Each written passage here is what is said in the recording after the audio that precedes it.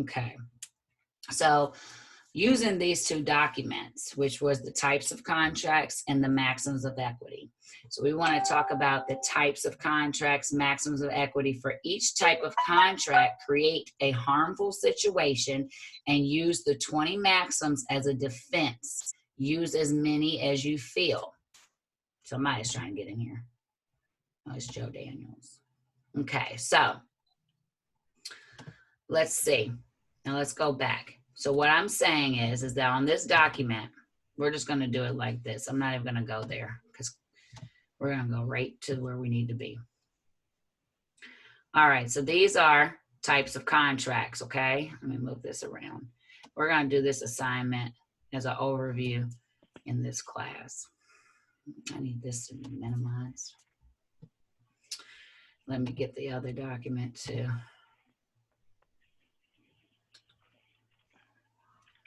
Okay, so maxims of equity. Turn it up to the max. Okay, so these are different types of contracts. So we'll just go with we'll pick some out. Y'all can pick them out. Okay, so Child World, pick out a type of contract. Let's go with the first one, contracts under seal. Can you read it for me, please? Sure. 1 second, let me maximize. Okay, you need me to blow it up on my end?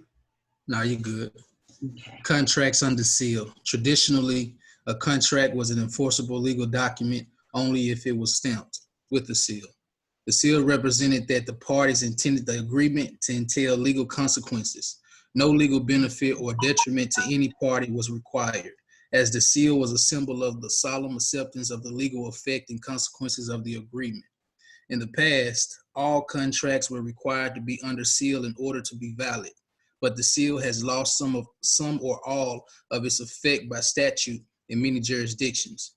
Recognition by the courts of informal contracts, such as implied contracts, has also diminished the importance and employment of formal contracts under seal. Okay, so what does that mean to you? It means that if a contract is placed under seal, it carries weight. In my words, due to a lot of undermining based on the definition that they're giving, they're saying that it's lost much of its weight through such things as implied contracts and informal contracts. Okay, so, but wait, what is a seal?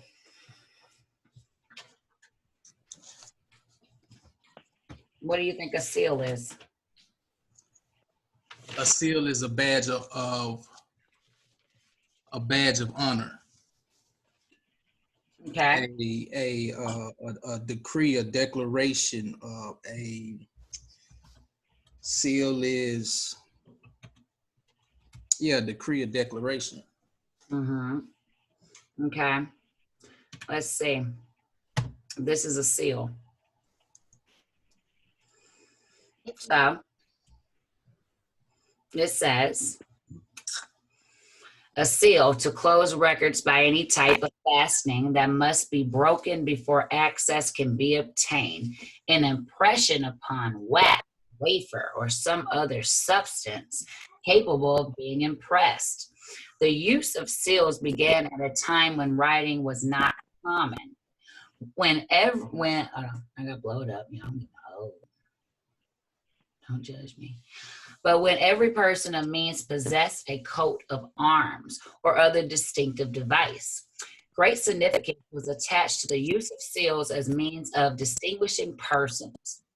With the spread of education, the signature on an instrument became more important than the seal. The seals lost their former dignity and importance. What? I guess people realized that they were authors. Did they become owner in due course? They start signing stuff, UCC. Wait a minute. Y'all ain't ready.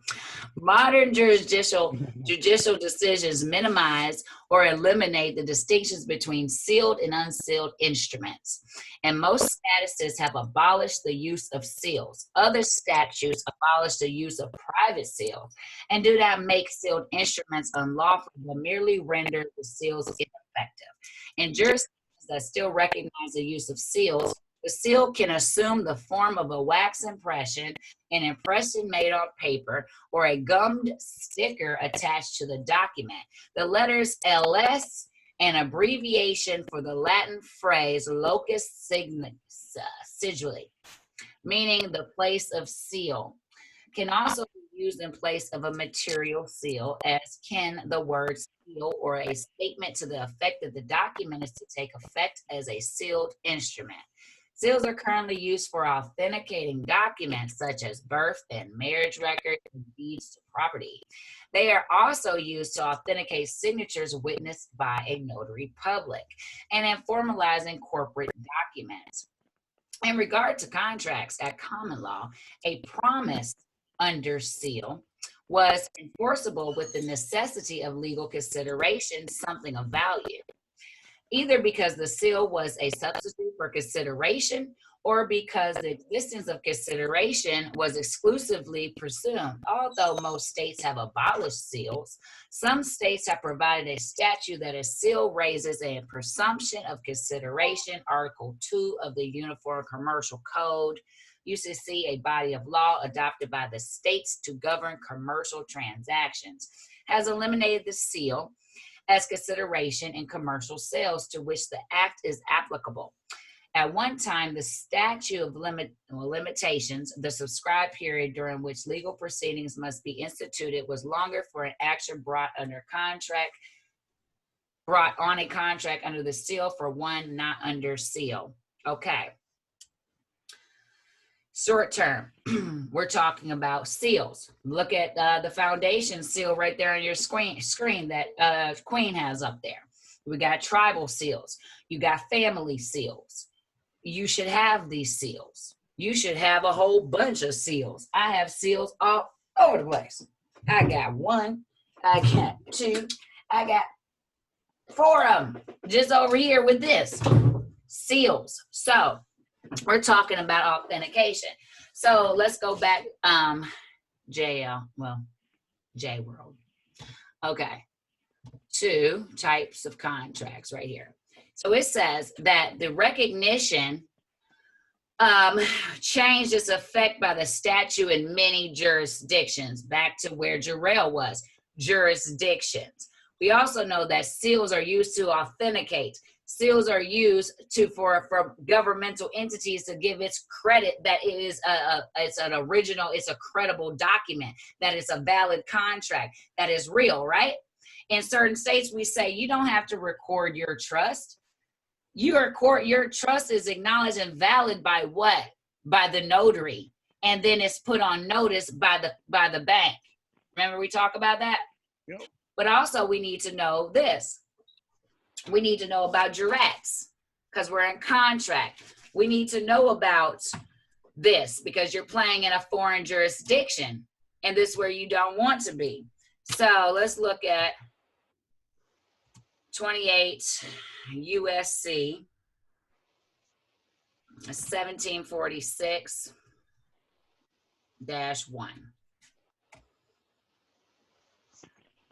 Okay. So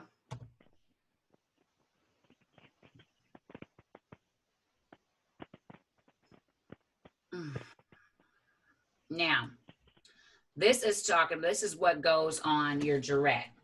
Anytime that you're using a notary, because in common law, let's look at this. Notaries are officer of the court, right? Of what court? What court are they officers of? Statutory court, right? Yep. Right? So we're coming in common law. So we're coming in common law and we're coming in equity. Let's think this through because y'all got options here. You got to know which one you want to accept, okay? So you got a notary that's an officer of the court. So when you're doing a presentment, you're going to be putting into a statutory jurisdiction because you're dealing with a citizen, whether it be a U.S. corporation or whatever, you're dealing with a citizen, right? So when you're having to bring forth something into their jurisdiction, in order for it to be official into their jurisdiction, you would get it validated by a notary, right? Now, what if it was a private matter? How would you get it notarized? You could have two witnesses, right? Three Okay. witnesses make a notary, right? That's what it says. So in situations where this could happen is where you can go under this particular USC 28, and it says wherever under any law of the United States or any or under any rule, regulation, order, or requirement made pursuant to law, any matter is required or permitted to be supported, evidence established, or proven by the sworn declaration, verification, certificate, statement, oral or affidavit, writing of the person making the same, or other than a deposition or an oath of office or an oath required to be taken before a specific official other than a notary. Such matter may, with like force and effect, be supported, evidence established, or proven by the unsworn declaration, certificate, verification, or statement in writing of such person which is subscribed by him as true under penalty of perjury, dated in substantially the following form. If executed without the United States, one more time, if executed without the United States, I declare, certify, verify, or state under the penalty of perjury under the laws of the United States of America that the foregoing is true and correct. If executed within the United States, its territories, possessions, or commonwealths, I declare, certify, verify, or state under the penalty of perjury that the foregoing is true and correct, executed. So now, where's the seal part, right? Because that's the direct. So if we're operating without the United States, it said that your signature was the seal, did it not? Isn't that the point of pulling it back? Isn't that the point of getting that intellectual property? Isn't that the point of the UCC? Isn't that the point of the copyright? So that you get your signature back from being securitized. And now you can sign things. Now you can sign things naturally with your signature, with your jurat, and you can seal them yourself with your seal of your index finger. Isn't that an impression? Doesn't your fingerprint leave an impression? So you see how they be trying to wordsmith us? They be trying to bamboozle us and have us all up in their jurisdictions sometimes, right? And just like Albert said a second ago, let me go over here. I'll pull that part up. Hold on, y'all. I'm gonna pause you so I can pull that up.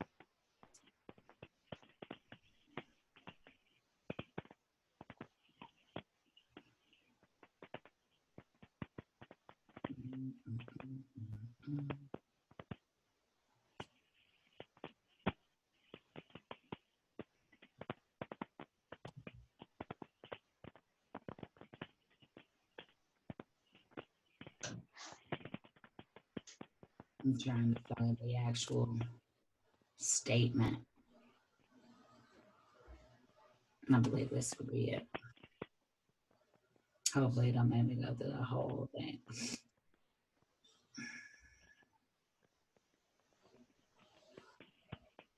Let's see if I can migrate through this.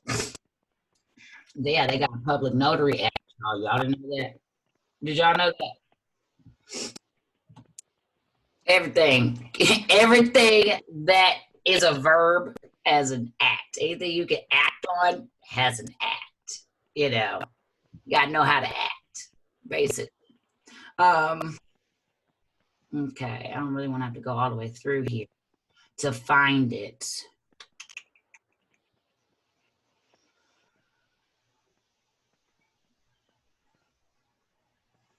We'll get to it. I'll drop this in there. Anyways, it states in here that 3 make a quorum, right? So we're talking about a quorum in common law and equity because we're talking about jurisdictions here.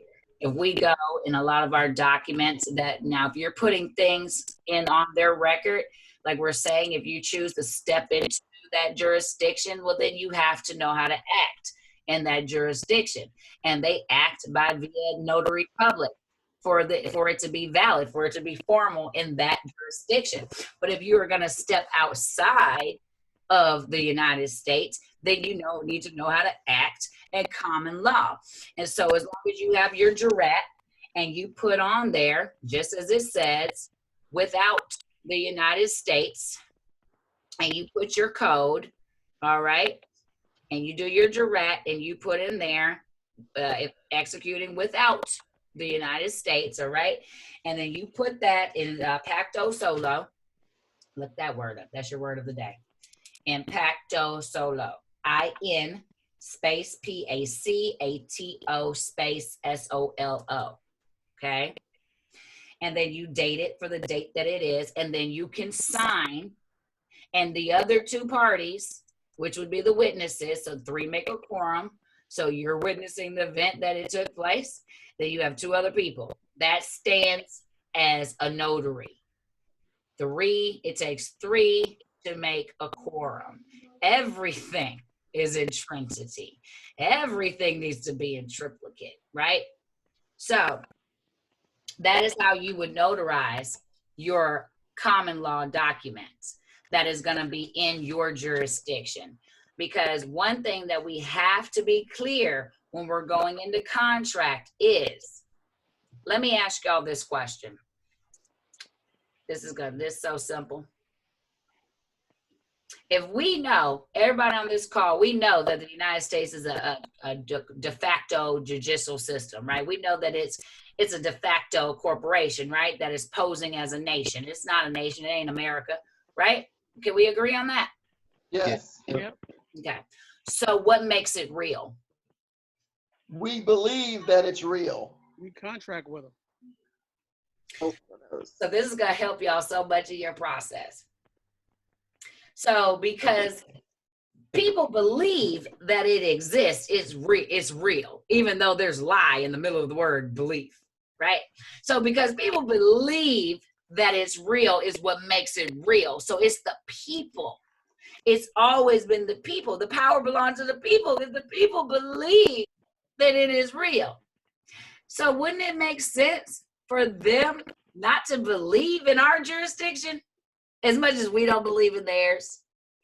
Because they know that it only exists if you believe. There ain't no boogeyman, get out the bed. It only exists if you believe. So you can't actually think that we are non-believers, right? That we're non-believers of this, that they're going to acknowledge and believe in ours. Because it's a different jurisdiction. That would be them coming out of their jurisdiction to come into ours by acknowledging that we exist. Does that make sense? Yep. Yep. No doubt.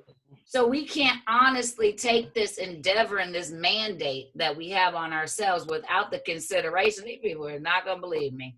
You could be in your whole godship and you be married to an atheist. You be like, I'm a goddess and you don't even believe in me. That, you see, in different dimensions. So this is why you came here. I want to be without the United States, Tiffany. but I need to know how to operate. I need to know how to act in perfect presentation, because I cannot be put in situations by contracting, because I know my liberty is to have the unalienable right to contract, right? We know that it was our hands and our feet that are bound on an agricultural bond, so that we can't sign. Our signatures are securitized. We don't own, we're not the holder in due course. So this is why we go through the redemption process of getting our name back and owning that property. So now that we can sign with our own seal without the United States, we don't need your credit. Y'all are incredible, to be honest with you.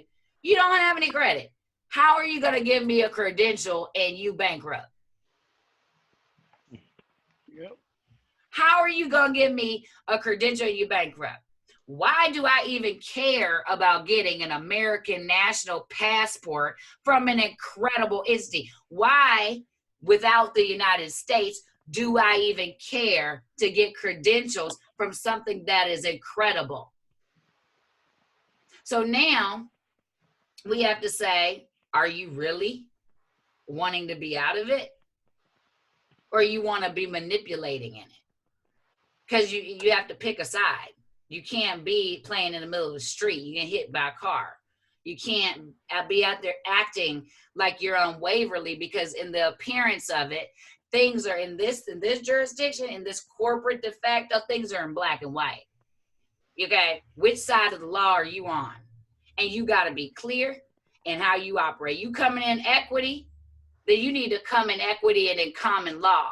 And you have to stand on your square in your jurisdiction. And your jurisdiction don't need a notary. What you need them for?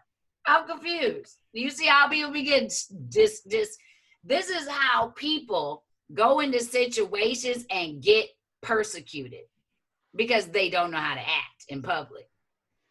This is it. You go in here and you have a defense. Check this out. I am without the United States. I'm gonna give y'all a good story. I'm without the United States, but I'm gonna come into your jurisdiction, and I'm gonna argue your codes and your statutes and your constitution, but I'm foreign. You so foreign, but where are your codes and your statute and your constitution, and where is your seal and your authentication and your embosser, since you're foreign? How you gonna come in here and argue with us but speak our language?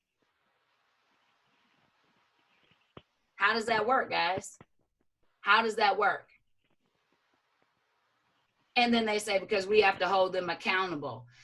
So then you're automatically saying that they're your representative. If you got to hold them accountable for what they took an oath to, for you to even matter, for them to recognize that and to hold them accountable to that, then you automatically accepted that they have governed over you, and that Constitution and that those codes and all that is governing you, because you're holding them accountable. So it must be something that you accepted to stand under, if it's so important that they honor it.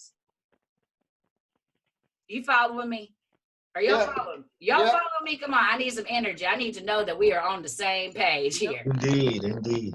I need to know that we are in this boat, and we just didn't get on this cruise ship and got distracted with going to the casino and going to the bar and going to the restaurant and looked outside, and we never even left the dock.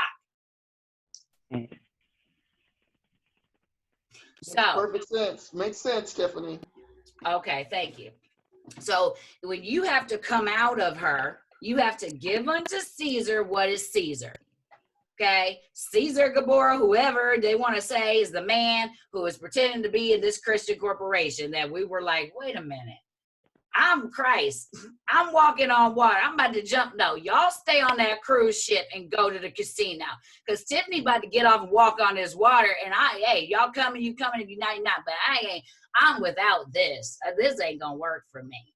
And I don't even need the acknowledgement, because I came with my own credit and I came with my own equity.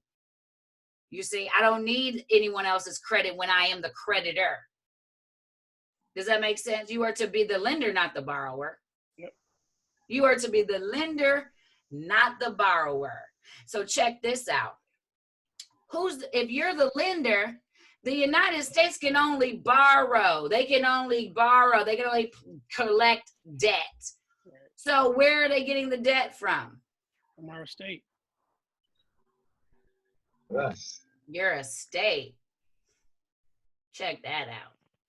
Let's look at that because we started this conversation. I don't think you were in here yet, Albert, when me and Jarrell was on here. But I said, I can't speak for all of you because I got mind my business. But I told you like this. I know that I'm a heir.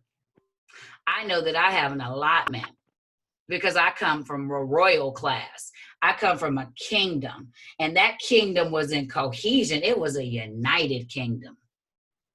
And throughout that kingdom, there was a subsidiary created called the United States. So if we're talking about estates, and we're coming out of the United States. So if you're coming out of the United States, beloved, then where would you be going? Where would you be going? If you come out of the States, right? We're still in America, which is a continent, right? Mm-hmm. Wouldn't that kind of be your kingdom? Yeah. Or your empire? Yeah, for sure.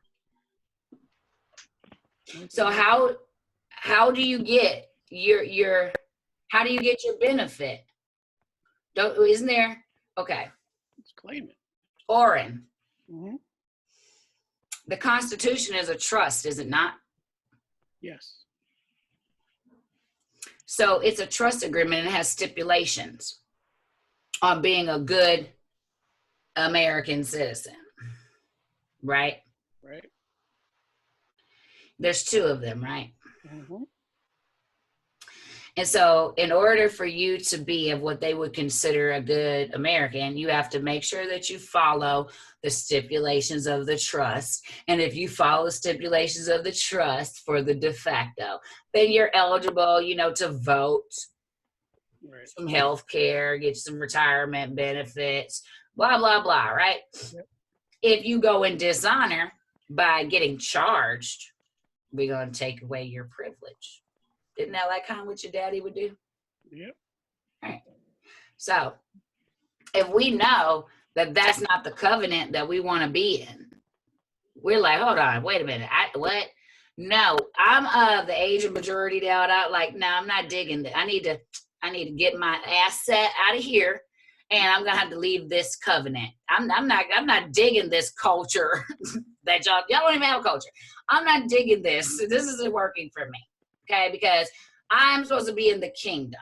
So I'm going to have to take this asset that you have and I'm going to have to put it in pure equity because I have to get into natural law, into the real estate, in the real covenant in which my allotment is really in. Because I'm sitting here arguing with you about states, but I am of royalty, of kings and queens in a kingdom. So how am I going to sit here and argue with you about a constitution, a UCC, a statutes, codes, policies? How can I do that when I'm over it? Right. Because you're over it. So when you're over it, then you can go into all of it. Multi-dimensional beings. Tiffany can go all around here. Tiffany be in the United Nations. Tiffany be over in District Columbia. Tiffany be over in Supreme Court, Article 3s, District Court, Magistrate Court. Tiffany be everywhere. You can't tell Tiffany where she can go. And they have to accept it. And that's where you want to be. So to answer your question, Jarrell, that is the jurisdiction. The jurisdiction is of all jurisdiction. Who has jurisdiction over all jurisdiction? So hold on. Who does the federal jurisdiction answer to? While they're still here, who do they answer to? I hope people don't actually think that they don't answer to nobody when the whole thing is a subsidiary. Who? London, DC, and the Vatican? Whoever created it. Now, hold on, James. Come back over here. You said the Vatican. right? Yeah. Didn't we just do an O and B? The Vatican, and isn't the Vatican sovereign? And aren't we lost at sea and pulled into the Vatican? According to them. I think we need to read some motu proprio this evening, because there was an egregious apology for just collecting us and saying that we were abandoned in states and we were lost at sea and then we had to come into the Holy See. Say it ain't so. You're telling me that that's really where we've been the whole time? That we've been in the Roman Empire when we're supposed to have been in the Ottoman Empire? Is that what you're telling me? That's what they say. This is a high crime. So you're telling me that in reality, our principle, our real equity ain't even in the United States. We in the Vatican. Well, I know that London, DC, and the Vatican, they don't want to say they own all of us.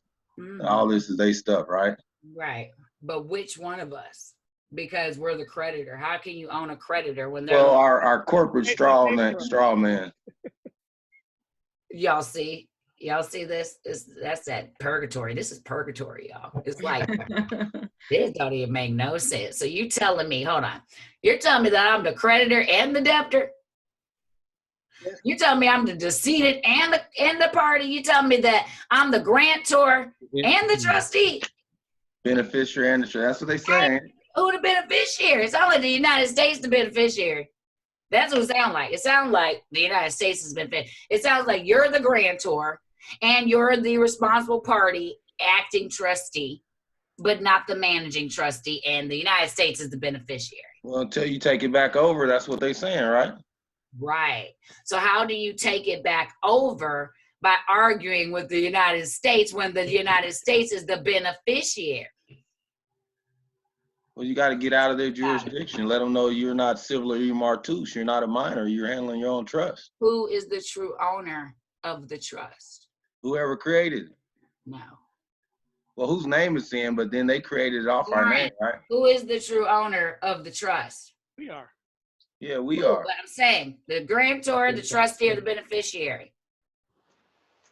The grantor. Grantor. Is the beneficial owner. The beneficiary. But So we're now both, right? Yes. So now you see why you have to go through redemption and go through status correction through the United States, because the United States is the beneficiary. And that's how they got you, by making you a citizen. So they portray as if you're getting these benefits. Exactly. No. Like, yeah, exactly. You're right. We're right. But no, that's not what we signed up for. I didn't even sign up. I was underage when you put my feet print on here. I didn't even do it. Who said I wanted Jarrell and Oren to be beneficiaries in my trust? They did. By this bull contract that they put us in without us knowing, without knowledge of it and all that. Right. I'm with you. So now that we've come to that realization of how it really goes down, and that we're the grantor, the trustee, and the benefit, how they pull that off and avoid the doctrine of merger? How did they pull that off? You want to know how they pull that off? Scam. When they stole your culture, and they stole your name, and they stole your nationality, and created the decedent on that certificate. Because the real grantor is not that slave name. These were created. So now it got deep, didn't it? It's like. So what you're saying, everything is all based on fiction. Yeah. None of it's real. Where they've got us participating in an artificial created reality. Yeah, dope, baby. They're some diabolical geniuses. You know, that's one thing they give them credit for, because they done thought of some stuff. Okay? But this is the thing, and this is the game. We have so many of us that are on that ship getting distracted with the casinos. arguing with these jurisdictions. That is the game. Because in reality, you're not even in the right venue. You need to change venues. You can't come in equity and argue it in a statutory court. They're like, we don't do that here. That's why a lot of people do not get remedy, because of the fact that they don't know where to apply it. The game is for us to say, this is fake. This is fake. All of this is fake. Yeah. So we're going to go into a fake place and say that it's fake. Like, how does that really work out?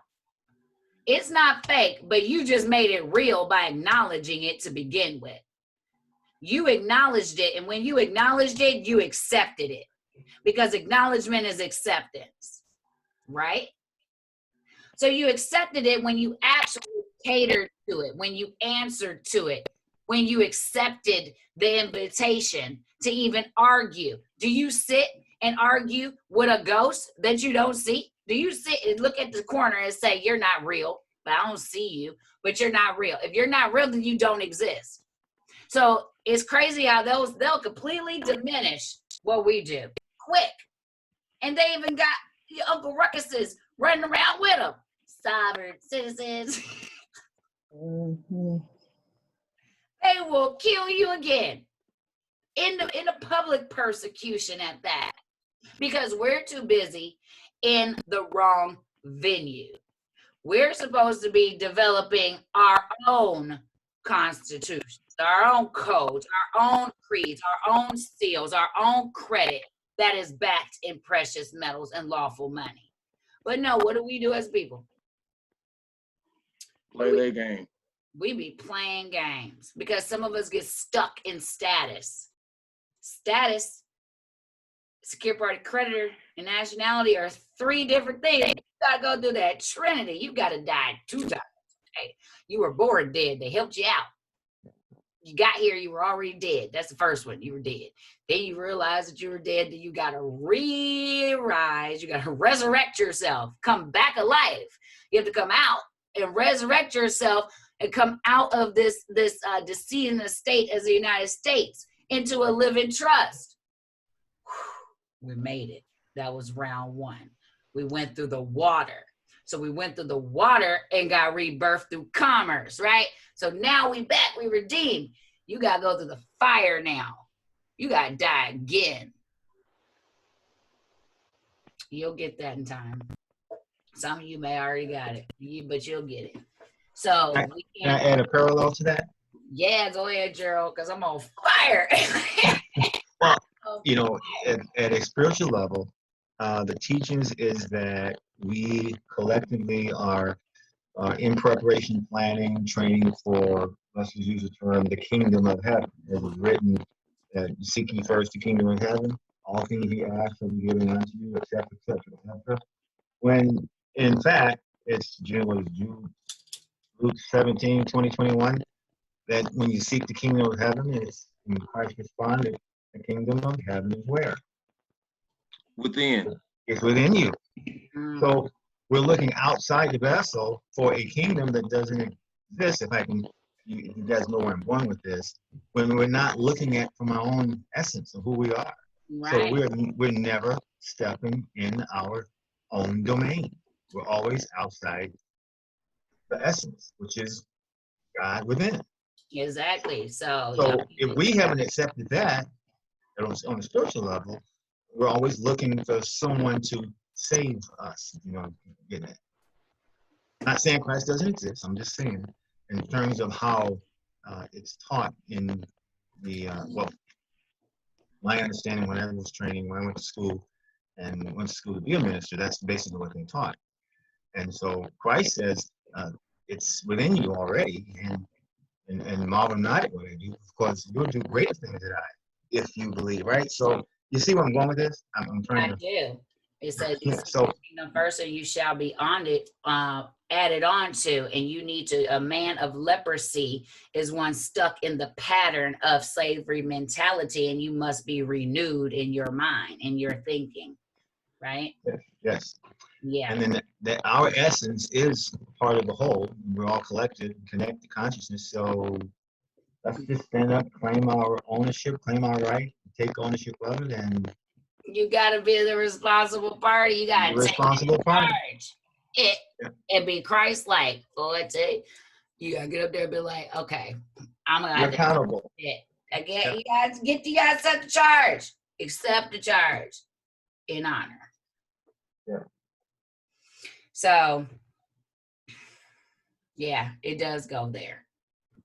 See, it's kind of funny because see, they run everything. Well, they teach you all backwards. The same ones, the the publisher clearinghouses, the same ones that own the Federal Reserve is the ones that give you your books in school. So they know everything that you know. They teach you what they want to teach you. They teach you how to, when court comes, stand up, say your name, all this other stuff like you did in school. Just be quiet and listen to them. And now they got you standing in as a corporation, civilly martus, without a nationality, being a minor, and y'all playing their games and you don't know how or why when you got straight A's in your class, but what they was teaching you wasn't enough to stop this other side, you know?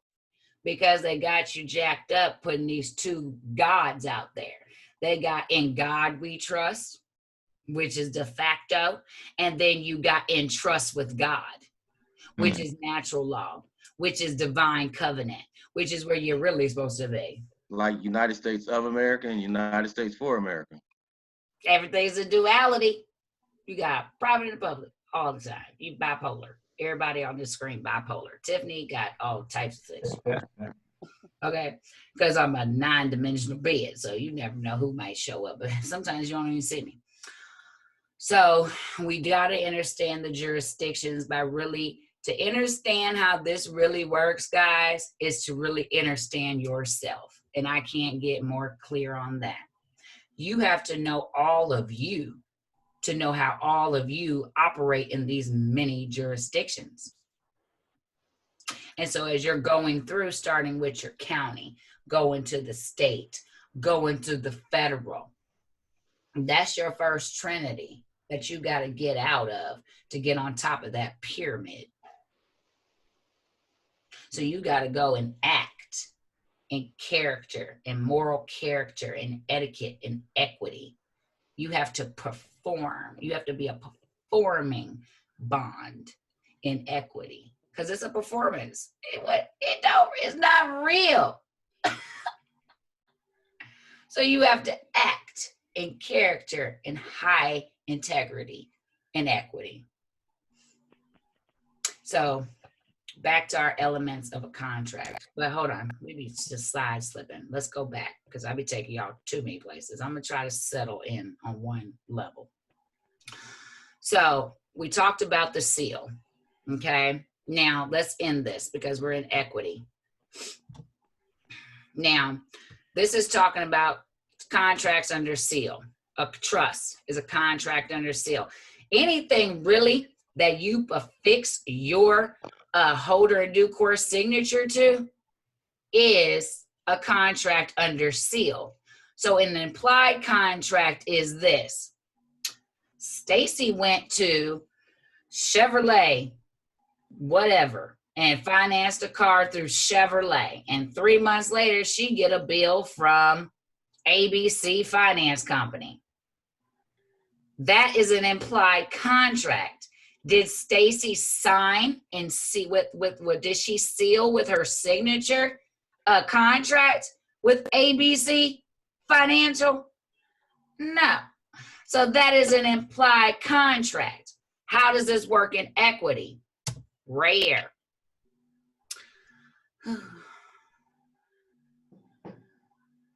Five, equity aids the vigilant, not those who slumber on their rights. That's one. Two is equity will not aid a volunteer.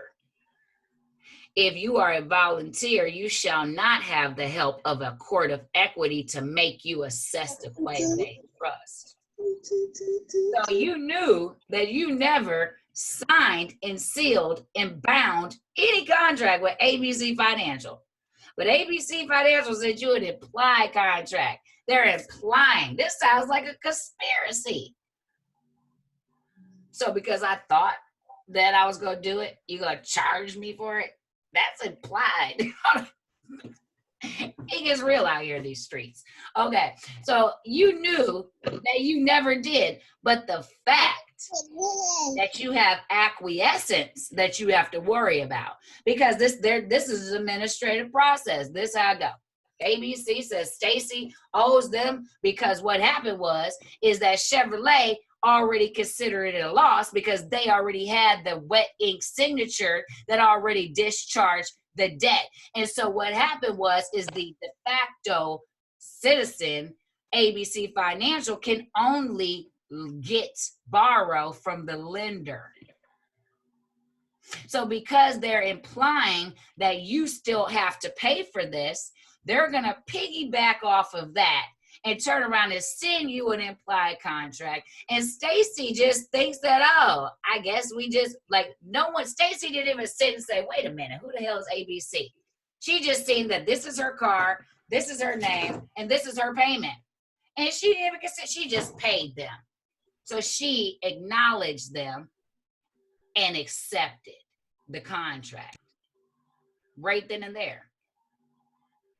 When did Stacy even talk to ABC? When did Stacy even agree to ABC? When did Stacy even have the right to say, who said I'm with Chevrolet? When did Chevrolet was in breach of the contract because the contract was between Chevrolet and Stacy? How can Chevrolet then sell the contract without breaching the contract if the contract wasn't already canceled and closed? Right. You see what I'm saying? Yeah. But they want you to sign that coupon, the bottom of that statement. Sign this, fill it out with ink, fill it out and send it to us, send this payment. And once you did that, you acknowledged that it was real. You acknowledged and you accepted the contract, right? Yep. So that's the first step right there. It was an offer. So elements of contracts is where we are. And we're running over. We're going to get out of here. And I'm going to try 2:30, but I'm on fire. So, hey, I'm a roll. When you're ready to go, you can go. I'm recording. So the requisite elements that must be established to demonstrate the formation of a legally binding contract are offer, acceptance, consideration, mutually of obligation, competency and capacity, and in certain circumstances, a written instrument. So I'm going to go to, I want Queen to read, and then we'll get another reader, whoever wants to jump up and read acceptance, and then we'll kind of close out there so we can get back to life. So let me pull it up. You ready, Queen? Yes. Okay. Is that good enough for you? Yeah. Okay, go ahead. Offer. An offer is a promise to act or refrain from acting, which is made in exchange for a return promise to the same. Some offers anticipate not another promise being returned in exchange, but the performance of an act or forbearance from taking action. For example, a painter's offer to paint someone's house for $100 is probably conditioned on the homeowner's promise to pay upon completion, while a homeowner's offer to pay someone $100 to have his or her house painted is probably conditioned upon the painter successfully performing the job. In either case, an offeree's power of acceptance is created when the offerer conveys a present intent to enter a contract in certain and definite terms that are communicated to the offeree. Courts distinguish preliminary negotiations from formal legal offers in that parties to preliminary negotiations lack a present intent to form a contract. Accordingly, no contract is formed when parties to preliminary negotiations respond to each other's invitations, requests, and intimations. Advertisements and catalogs, for example, are treated as forms of preliminary negotiations. Otherwise, the seller of the goods or services would be liable for countless contracts with consumers who view the ad or read the catalog, even though the quality of the merchandise may be limited. However, sellers must be careful to avoid couching their advertisements in clear and definite terms that create the power of acceptance in consumers. For example, sellers have been found liable to consumers for advertising a definite quantity of goods for sale at a certain price on a first come, first served basis after consumers showed up and offered to pay the advertised price before the goods sold out. In such situations, the seller may not withdraw the offer on grounds that market factors no longer justify selling the goods at the advertised price. Instead, courts will compel them to sell the goods as advertised. The rejection of an offer terminates the offeree's power of acceptance and ends the offer's liability for the offer. Rejection might come in the form of an express refusal to accept the offer or an implication when the offeree makes a counteroffer that is materially different from the offerer's original proposal. Most jurisdictions also recognize an offerer's right to withdraw or revoke an offer as a legitimate means of terminating the offer. Offers that are not rejected, withdrawn, or revoked generally continue until the expiration of the time period specified by the offer, or if there is no time limit specified, until a reasonable time has elapsed.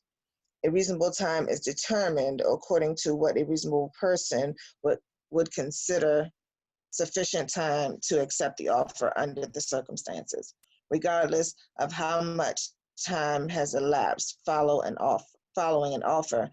The death or insanity of either party before acceptance is communicated normally terminates an offer, as does the destruction of the subject matter of the proposed contract and any intervening conditions that would make acceptance illegal.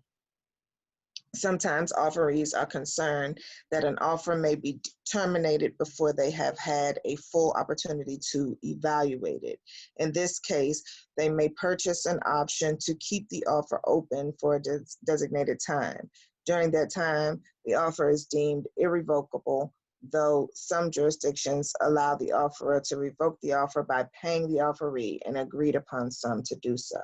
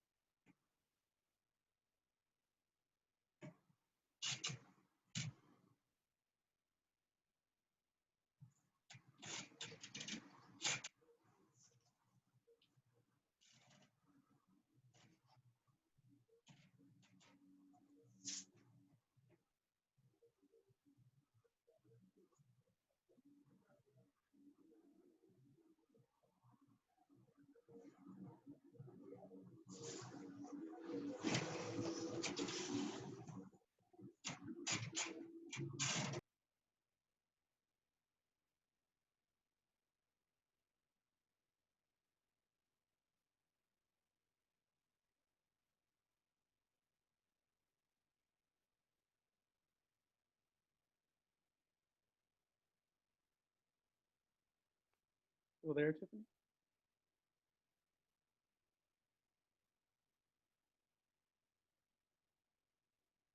Hello?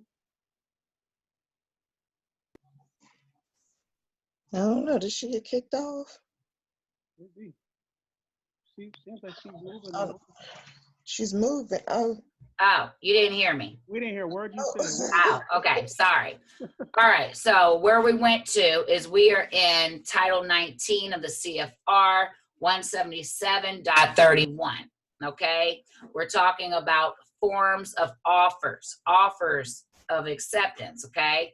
So we just talked about the contractual way. So now we need to go in the commercial code and we need to know how the offers work. So offers in compromise submitted pursuant to the provisions of the section 617 of the Tariff Act. Everything is an act, ain't it, when you're in a performance of 1930 as amended. 19 U.S.C. 1617 must expressly state that they are being submitted in accordance with the provisions of that section. The amount of the offer must be deposited with customs in accordance with the provision of subsection 161.5 of this chapter. Let's jump over to the UCC. So, in the UCC now, compromise of government claims by the Secretary of Treasury. Upon a report by the customs officer, the United States attorney or any special attorney having charge of any claim arising under the customs laws, showing the facts upon which such claim is based, the probabilities of a recovery, and the terms upon which the same may be compromised. The Secretary of the Treasury is authorized to compromise such claim if such actions shall be recommended by the General Counsel for the Department of the Treasury. Wait. So, as a decedent estate, right? Your property, right? Your property. Property cannot own property, right? That's the whole point of saying I'm not black, because black is civilar mertus. Black is a felonious criminal debtor. It is a lien. It is a dependent. I cannot be that. I can't be white neither. I ain't in none of them colors. I'm not in black and white. I don't deal with documents. I'm not a corporation. None of that works for me. I roll with melanin. I ride with you there. But I know I'm not there because that has no status in law, right? So that's when we were like, oh, we got to change our status, y'all, because we ain't got one. We don't even have a liberty. We don't even have freedom of speech because we did. We don't talk to ghosts. So now that we changed our status, then we went and got our name back. We got our name back, right? Because what is it? Do you have a good name? Is your word bond?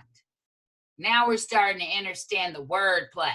Is your word bond? Because if your word is bond, then you should be able to bond yourself out then, huh? Isn't that right? Isn't that what they call your own recognizances? Isn't that what happens when you get a speeding ticket? They apprehended you. They arrested you. And you signed your own bond. How you do that? How you sign with your seal, with your signature? That's what happened. You signed yourself out. How? How is it possible? Because that's the lowest jurisdiction that allows you to have any form of rights. And that is in the municipality jurisdiction, because that's a quasi-judicial system that they created. So when you create something, you could therefore create the rules and how it works, right? So only on that lowest level are you able to sign yourself out of situations, right there. But let you get caught driving through a flea market or something, you going to jail, okay? And you got to call somebody else that has a bond that you can be the surety for, so they can come get you, right? So now when we're in here, we went through that. So now we're like, oh man, now I got to get some credibility. Okay, so I got to change my status. And now that I got my status, I got to redeem myself because I'm still a debtor. I got all these contracts out here. I got all these interested parties on my estate. I have to clean my hands. And through cleaning your hands, do you become credible? By becoming credible, you're acquiring assets. And by acquiring assets, do you real shit? I got to be a secured party. I got to secure my assets. So now we get into talking about trust. So now we moved into being a secured party creditor, right? Now we're at a secure party creditor, and now we're ready to make an offer. Who are we making this offer to, class? Who are we making an offer to? United States. Ooh, what's the offer? Get me out of this mess. Let me go. I'm ready to emancipate. I'm ready to emancipate because what it say? It says, where is it? I think it was on the right here, the elements of a contract. It says that it has to be a mutuality, obligation, and competency and capacity, right? And then it also said that it has to be in the law, under the laws of custom law. What is custom law? Custom law is customary law. Now we're getting somewhere. Y'all don't went to heaven. Y'all, you got to get under customary law. What is customary law? Let's see. A legal custom is an established pattern of behavior that can be objectively verified within a particular social setting. A claim can be carried out in defense of what has already been done and accepted by law, related in the idea of prescription, a right enjoyed through long custom rather than positive law. Wait a minute. We just talked about this, y'all. Let me get to your drive. Where is that spreadsheet at? We gotta go back into drive, get in the car, we leaving. So let's go back to this. Oh, there it was right there. Moving too fast. Just let the universe manifest it. Okay. Now, positive law. Wait a minute. Y'all, I told you I was going somewhere today. So it says a right enjoyed through long custom rather than positive law. That's what it said, right? I ain't tripping. Am I tripping? That's what it said. Y'all seen it? That's what it said. That's what it said? Okay. Most customary law deals with standards of community that have been long established in a given locale. However, the term can also apply to areas of international law, where certain standards have been nearly universal in their acceptance as correct basis of actions. For example, laws against piracy or slavery. In many, though not all instances, customary laws will have supportive court rulings and case law that has evolved over time to give additional weight to their rule as law, and also the demonstration to the trajectory of evolution, if any, in the interpretation of such law by relevant courts. Now, so customary law. Customary law. Well, there's so many type of customs, aren't there? It's so many different kind of ways to be. What's your customary? So wait a minute. What is customs? Who has been out of the United States? Yep. I can't hear you. I have. Did you have to go through customs? Mm-hmm. Okay, because you're entering into an international place, right? Yep. And they want to make sure when you come through customs that you are fully aware of what the culture is when you get into this international place, right? Mm-hmm. Right? Yep. So it says in our offer that it has to be under customs of law. So now the choice here, guys, because here's another choice. Here's the choice. You want to play a game? Here's the choice. Your choice is you have to choose what your customs are. That means you have to choose what your culture is. That means you have to choose what your character is. And that is the character that you have to put in the public when you are operating in equity. Who are you representing? And hopefully it's not just you and you made it up and you're a speck of dust trying to be a star, because that wouldn't be smart, okay? That would be some one man out and you can easily just dissipate. That wouldn't be cool. So now we get into choice of law. Choice of law is a procedural stage in the litigation of a case involving the conflict of laws when it is necessary to reconcile the differences between the laws of different legal jurisdiction. such as sovereign states, federated states, or providences. The outcome of the process is potentially to require the courts of one jurisdiction to apply the law of a different jurisdiction in lawsuit arising from, say, family court, tort, or contract. The law which is applied is sometimes referred to as the proper law. Now, let's see here. How many of you have the right of self-determination?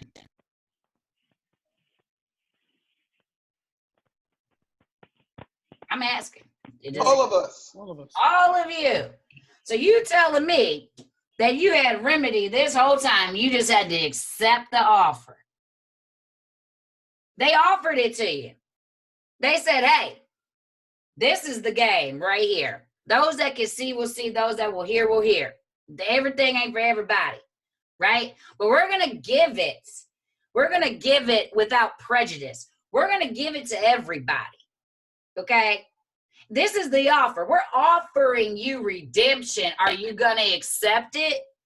But in order to accept it, you have to step all the way out of this. You have to accept all of this and step out. You have to come in clean hands. You have to make sure that you have no obligations. You got to make sure that you're a secure party. You have to do all these things, and you have to come in customary law. You have to come in culture, because if you're not going to be a Christian, then you need to figure out what else you're going to be. Because if you even look like you're carrying some of our characteristics,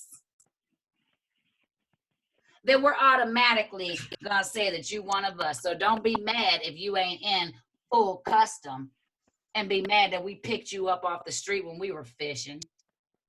You can't be mad because you didn't have a unique identity. There was nothing about you that appeared to be foreign.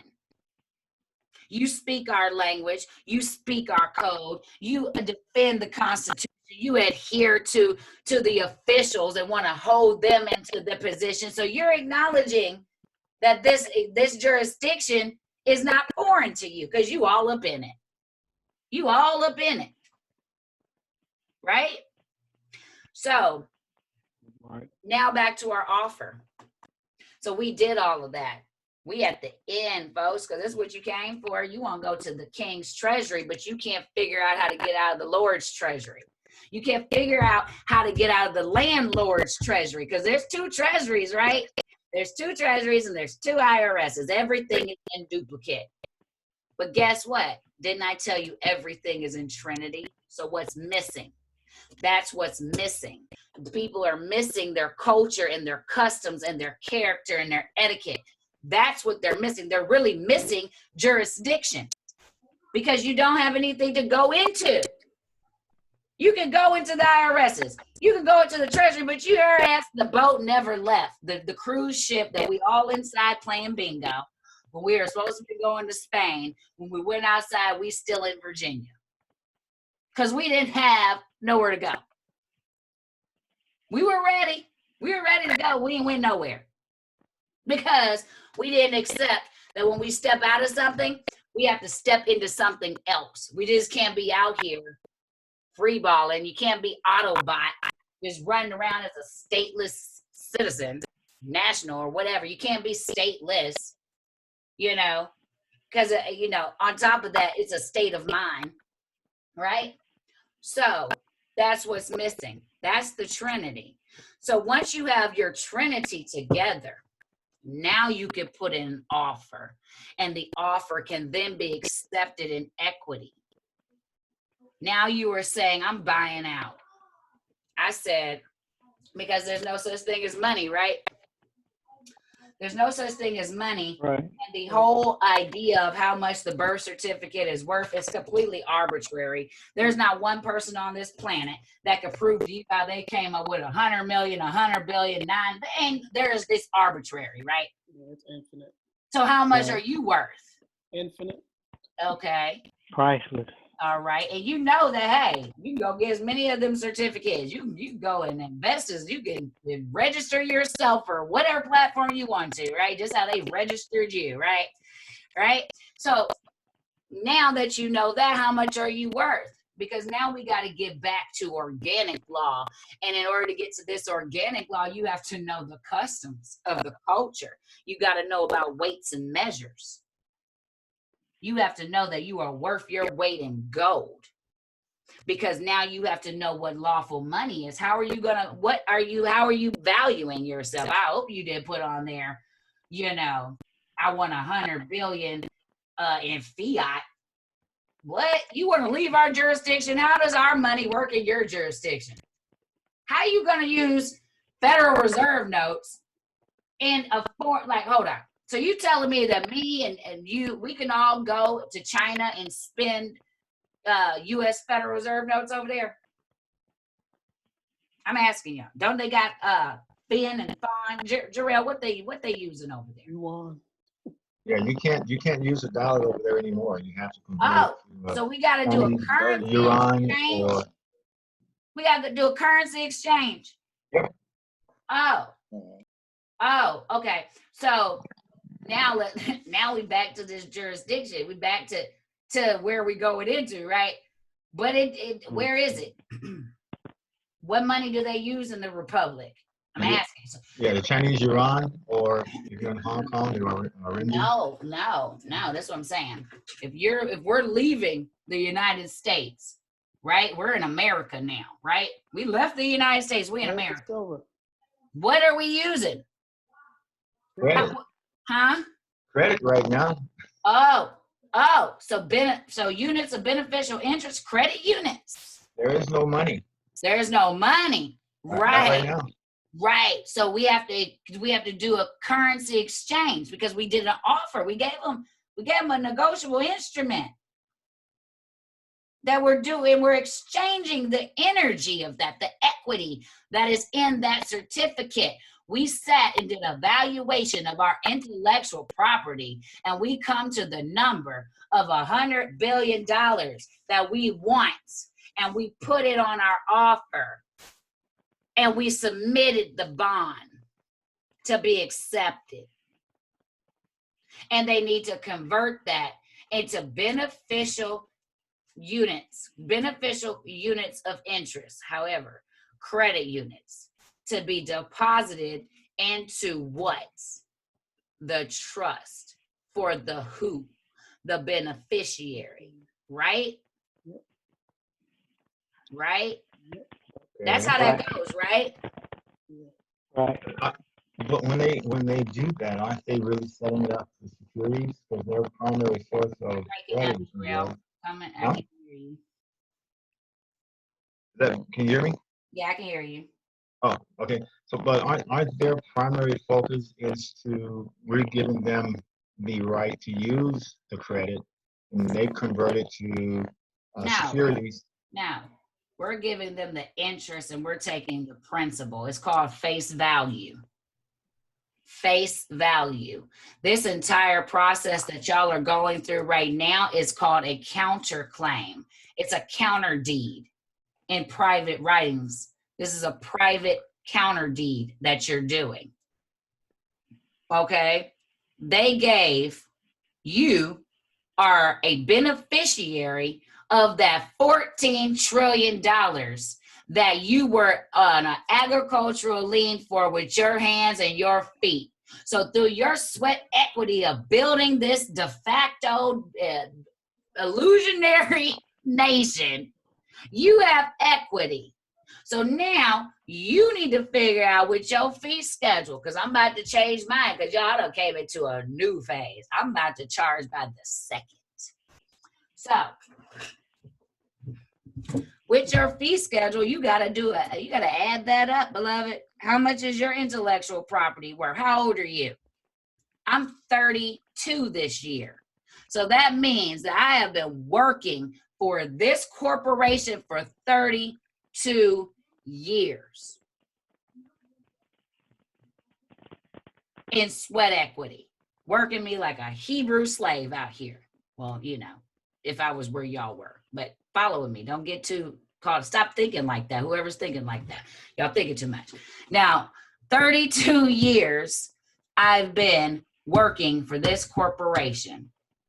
Now, I was born. This is what I did. I was born 8 pounds, 3 ounces. I am backed by gold under my customary belief that says that I am worth my weight in gold. I'm 32 now. I got a whole lot of weight on me. That's backed by gold, and I want all of that. I want all of that 172 pounds of gold. And some shekels to go with it too. Message. So that is how I did mine. A lot of people go with their 8 pounds or whatever, but come on now. This is over a time period. So Jarrell, let me ask you this, because you're the precious metals guy in this class right now. I don't know who else is, but I know that you are, right? Yeah. Let's just do this 2 ways. I was born 8 pounds, 2 ounces, and they've had that gold for me, pledged at birth for 32 years. How much am I worth? Well, how much you said you weigh? 8 pounds, 3 ounces. Okay, so let's see.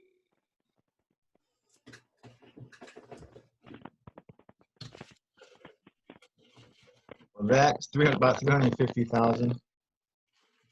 So 350,000, right? Yeah, it's about 26 ounces per pound. And right now, right? right now it's oh, I got that wrong. I'm sorry. 26 grams or so per pound, right?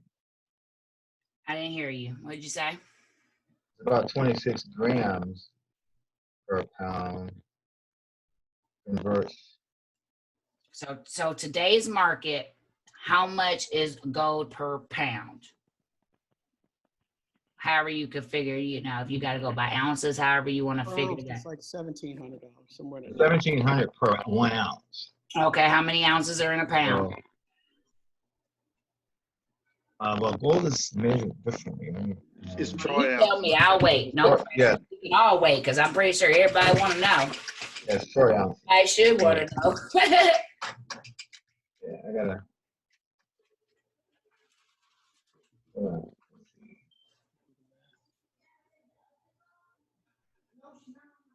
Because this is the only lawful way. Because seriously, where do these people come up with these numbers on these bonds? 100 million, 100 billion, 9 million, 900 million. Like, where the world, what is that? But you're supposed to be backed by gold? I thought the whole thing was backed by gold. I'm confused. So we know that it does say inside of particular, I'll have to pull them out for you. But it does say that you are worth your weight in gold, and that amount of gold was pledged when you entered into the United States out of your inheritance. So I've got it. 8.3 pounds equals 121 troy ounces roughly, times 1,700. That gets you roughly $206,000 Okay. in gold. Okay. So basically, my value to the United States is let's just say $200,000 is how much I'm worth to them as chattel, right? So I need to buy out. Is that what I got to do? So I need to buy out with an offer. It's time to negotiate on a negotiable instrument.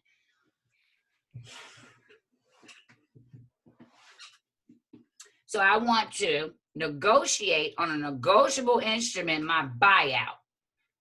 And then I want to tell them I'm going to counteract on an investment bond. And then what I'm going to do is I'm going to go ahead and cash out, take my principal on an international bill of exchange, because I need to what? I need to do a currency conversion, right? Into credit units. So now, wait a second. If we exchange currencies, we need what? Now we at the Securities Exchange Commission, right? And now we know about fractionalized banking. So 10 will get you in, they say. Yep. So let's see this now.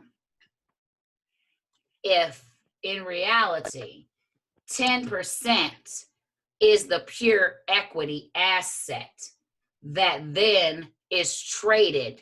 So 200,000 times 10 is what? 2 million. How much? 2 million. 2 million. 2 million. So does that sound more logical? Yep. That makes sense, didn't it? Mm-hmm. So, because if there's some people running around here with $100 billion, we would be in a new America, okay? Because I don't know where they went, but they damn sure left their land, because I don't think they're here, and they're not one of us. So something is terribly wrong. So 2 million sounds like that's lawful, doesn't it?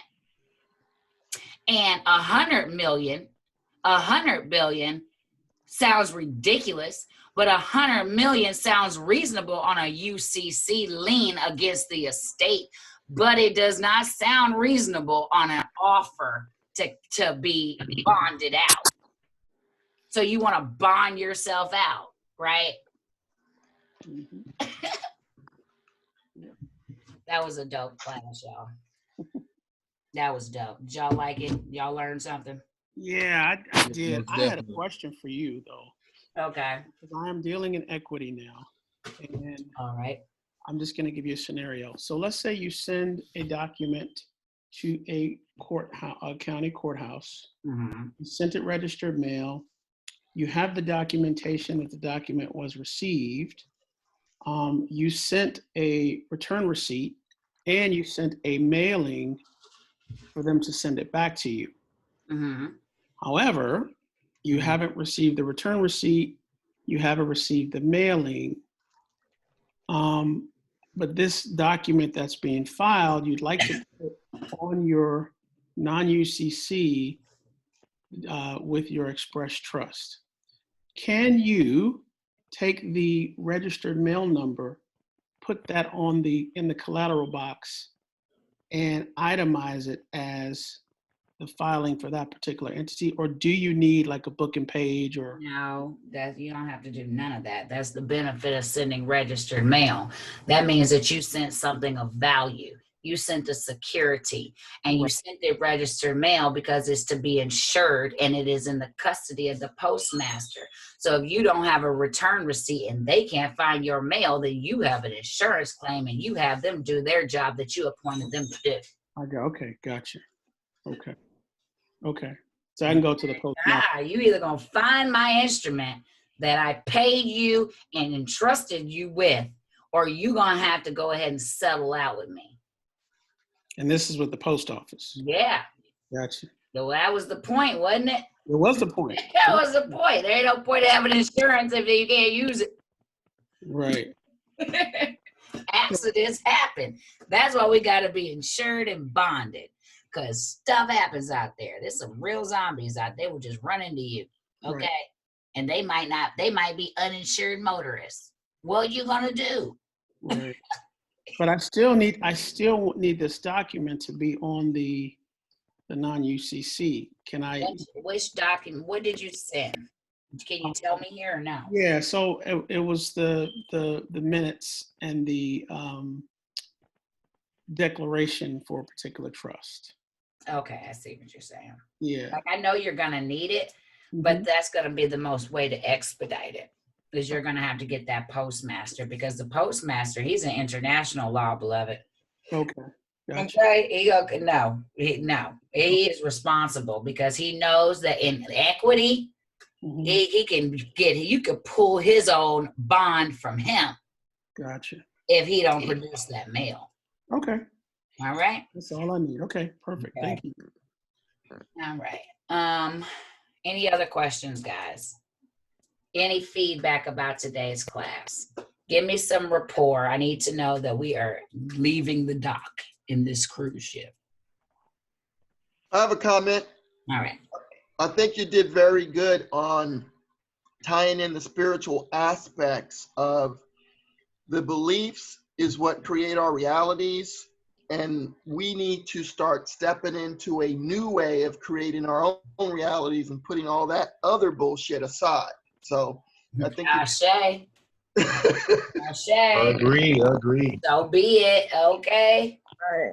I veto. Shoot. Hotep. Namaste. Peace to the gods. All of it, none of it, right? So, Right. We've already been given the acceptance. We've already been given the control and the power, and it's all within us. We just got to claim it and make that step. Exactly. So, guys, I'll share some things with you because I am a bit in the future and I like being there. And now it's like, I like going through my multiple dimensions, but we got to shift with the shift. Because I hate for y'all to come to class and it be a hologram Tiffany here. Because I'm about to ascend on y'all. I'm like, oh. Okay. So we have to actually look at things also in a different way. Have you moving into the future, you guys got to look outside. There's a reason why your trusts are set up in foreign situations. That is not because of the jurisdiction. That's because you have to have a post somewhere. You remember I said what was missing? We have to look at this Lord's Treasury and these King Treasury is very important. When you're talking about the Lord's Treasury, you're talking about the states. Each state has a treasury that is for the land allotment of that state, right? Yep. You know that you were never a Georgian or a Carolinian or a Mississippian. Like, if you going with indigenous, that wasn't even there, right? So now we have to look at what this King Treasury is and what does it consist of. And then I want y'all to remember who you authenticated that birth certificate with. All of these things are going to start to correlate for you. And so I'm kind of just putting you on notice because this shift is happening. Hey, y'all gonna be like, oh my goodness. Why is all this stuff working out for me? Because you did the work. And when you do the work, now you can expect an anticipation of your manifestations. So y'all got to be prepared. And it's like, oh yeah, why would I need?